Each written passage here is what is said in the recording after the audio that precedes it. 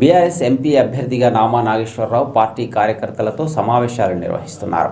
అందులో భాగంగా ఖమ్మం రూరల్ మండల నాయకులతో సమావేశమయ్యారు. గడిచిన 5 ఏళ్లలో ప్రజలకు నిత్యం అందుబాటులో ఉన్నామని, ఏ సమస్య ఉన్నా ముందుండి పనిచేసినట్లు నామా గుర్తు చేశారు. కాంగ్రెస్ ఇచ్చిన హామీలను ప్రజలు నమ్మి అధికారంలోకి తెచ్చారని, కానీ వాటిని పూర్తిగా విస్మరించినట్లు ఆయన చెప్పారు. కుటుంబానికి దూరంగా ఉండి ప్రజల వద్ద ఉన్న ఓడిపోవడం బాధగా అనిపించిందని మాజీ ఎమ్మెల్యే కందాల ఉపేందర్ రెడ్డి అన్నారు. ఈ సమావేశంలో రాజ్యసభ ఎంపీ వద్దిరాజు రవిచంద్ర, ఎమ్మెల్సీ తాతా మధు తదితరులు పాల్గొన్నారు.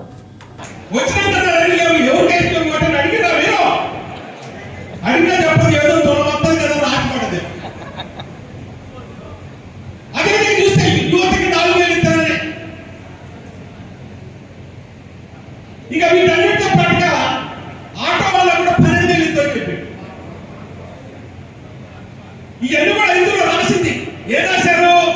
కాంగ్రెస్ ప్రభుత్వం ఏర్పడిన వెంటనే 2000 రుణమాఫీ కూడా చేస్తారండి. వీటన్నిటితో పాటు 2 లక్షల రుణమాఫీ చేస్తున్నాడు. మరి 20 రోజులు మీరు పనిచేయండి. వీటి మీద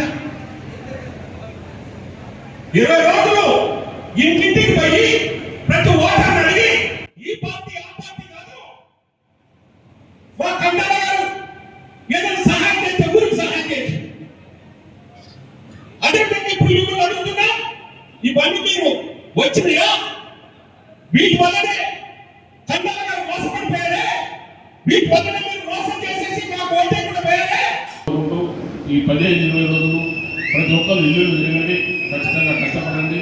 మీరు ఒకటి గుర్తుపెట్టుకోండి, మీ ఏ రోజులైనా 100% జనం కోసమే ఆలోచిస్తారు, జనంలో ఉంటారు.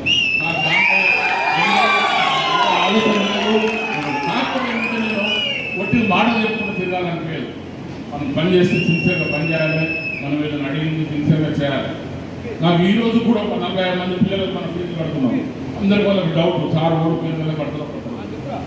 నేను అందరికి చెప్పిన, బాబు ఏం పర్వాలేదు, నెలకు సంవత్సరానికి 20 లక్షలు అవుతుంది, అన్ని కలిపి మీ చదువులు అందరికీ అయిపోయినా కడతామని చెప్పిన, కడతాను. కాబట్టి దయచేసి మీరందరూ కూడా ఎక్కడ కూడా మళ్ళా లాస్ట్ టైం జరిగినట్టు పొరపాటు జరగకుండా ఇల్లు తిరగండి. నా తరఫున నాకు అడిగిన దానికంటే ఎక్కువ అడగండి.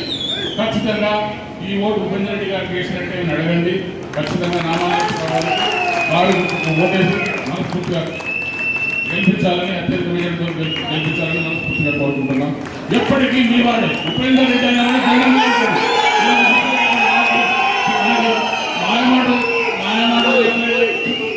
ఏమన్నా చెప్పింది ఖచ్చితంగా చేస్తాం, జనంలో ఉంటాం. ఈ పొరపాటు మళ్ళీ రిపీట్ కాకుండా దయచేసి అందరూ ఇల్లు తిరగండి.